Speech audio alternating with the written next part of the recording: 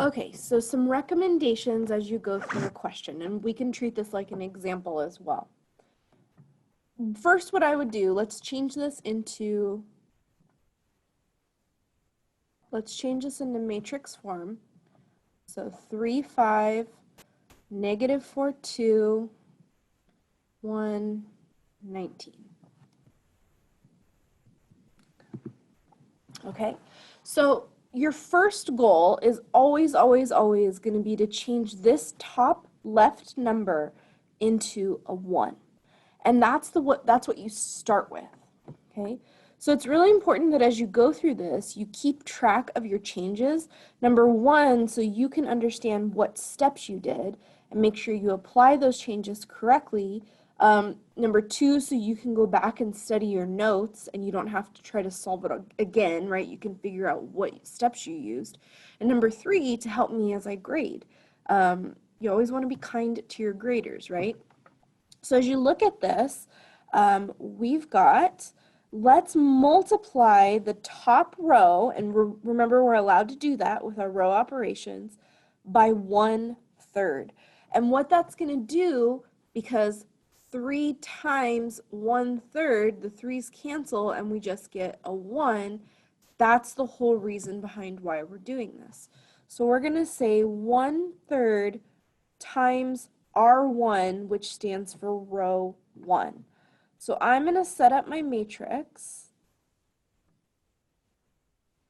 and I'm actually going to copy the bottom row in because we're not going to change it. So I may as well just copy it over. Now if we say 1/3 times 3, we already did that work over here, that's just a 1. Negative 4 times 1/3 is negative 4/3, that goes here. And 1 times 1/3, well, that's the identity, right? So it's just itself, so just 1/3. Okay, so now what you want to do, you've got that 1 in the top. Now what you want to do is you want to focus on making the 5 below it, always in the number or numbers below it, into a 0. Okay, so to do that, again, we use these row operations. When I'm trying to change something into a 1, let me make that note. Change to 1, you multiply by the reciprocal. Okay? Here, when we're trying to change a number into a 0, which again, let me copy these over, 4/3, 1/3. When we do that, we're going to multiply the number we just used. So we are going to multiply this 1 times the opposite of 5. So we multiply 1 times a negative 5, which is negative 5, and then I add the bottom row to it, because that gives me 0. It's kind of a weird step, and we're doing a decent amount of mental math. I do actually recommend you write some of that off to the side. So let me write this out. I would say this is negative 5 times my top row, so row 1, plus row 2. Again, leaving yourself this note, this kind of step that you followed. So that makes this a 0, right? Negative 1 times 5 plus 5 is 0.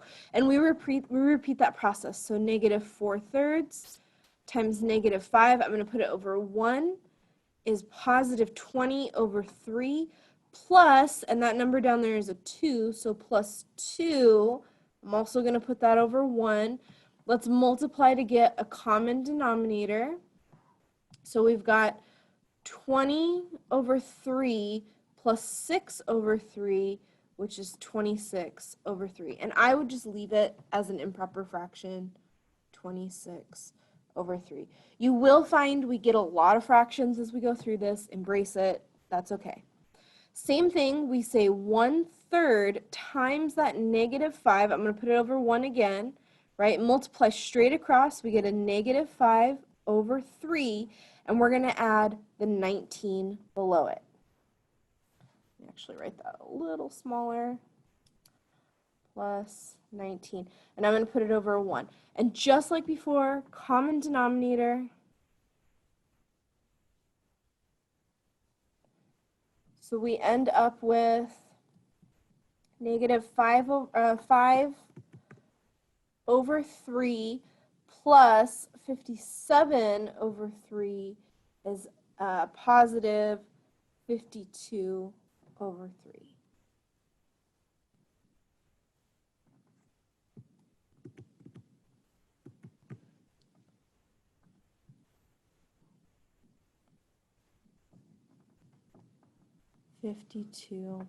over 3. Now, I know it looks like we made it so much worse, kind of, but we'll fix it right now.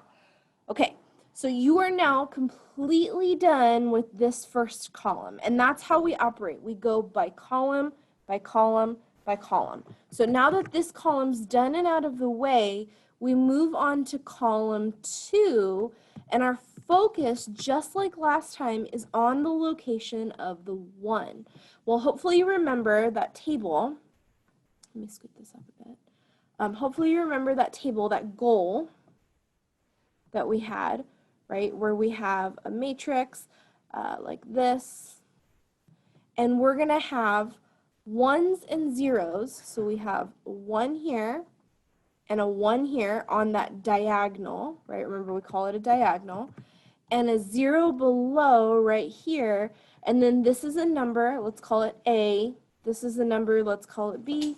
And that's another number, let's call it C. So there's number values that sit in those other locations. So for us, this first column is completely done. We did the 1, we did the 0. Now our focus is going to be on this location and making it into a 1. So if we emphasize that, that's this number right here. Okay. Before I do that, let me put kind of the wording like we did. So let's call this step 1, if you will. Let me scoot down and we'll call it a step 2. Make values, I'm going to say below. We'll see that it's not always that way as we get to future examples, but below your 1 into 0s, and your process is going to be multiply by the opposite and add. Okay, for example, -5 row 1 plus row 2. And I promise you get so much practice as we go through this, it starts to feel normal, so stick with it. Okay, so step 1, step 2, kind of got those written down. Our next goal is going to be, can we get this 0, this part this 1, this part I highlighted in orange. So let me lay out again, here's our matrix, right? And the thing we're going to change is this bottom row. So once again, I'm going to copy and paste my top row. I don't change anything there. So to get this to be a 1, I actually go back to my first steps, which says multiply by the reciprocal. So what's the reciprocal of 26 over 3? I'll put it here, 26 over 3. Well, it's 3 over 26. You just flip it upside down, right? And the whole point is those cancel, and we're left with 1. So if we say 3/26 times row 2, let's see what we end up with. Well, first we've got 0 times 3 over 26. That's 0, right? So that's a 0 here. And part of why we go in this order is so that this new 0 we just wrote down doesn't mess up our previous work. We want to keep that intact. 26 over 3 times the reciprocal, we already did that work, right? That's just a 1. And then 52 over 3 times 3 over 26. Again, cancel, cancel, and this goes into 52 twice. So we get a 2 here. See, it worked out kind of nicely.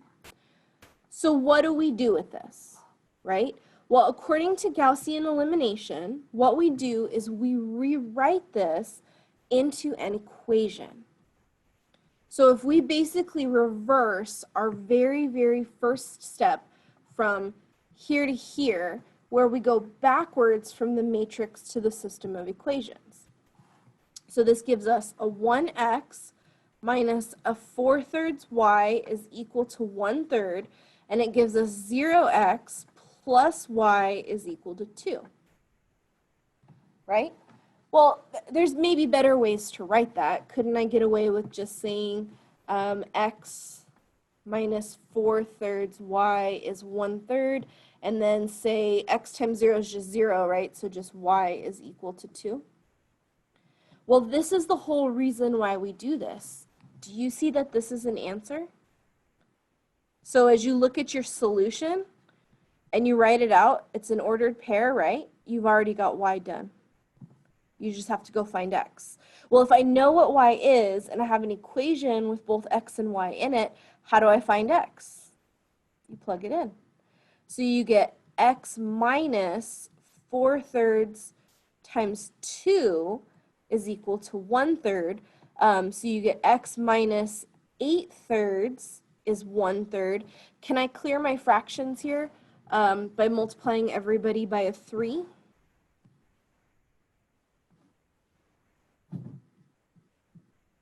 So we get a 3x minus this 3 cancels over here. So just minus 8 is equal to, again, those cancel, and you get a 1. And then I add the 8. 3x is equal to 9. Divide by 3, x is equal to 3. So there's your other value. And you've actually got a solution completely done. Now, is this always the most efficient way? You could argue one way or the other, but this is actually something that computer systems might use, or like I said, you might use later on in like a linear algebra class to solve some of these systems with a bit more efficiency, but we're adding it to our list of ways we know how to solve. Okay? I will see you in the examples on the next page.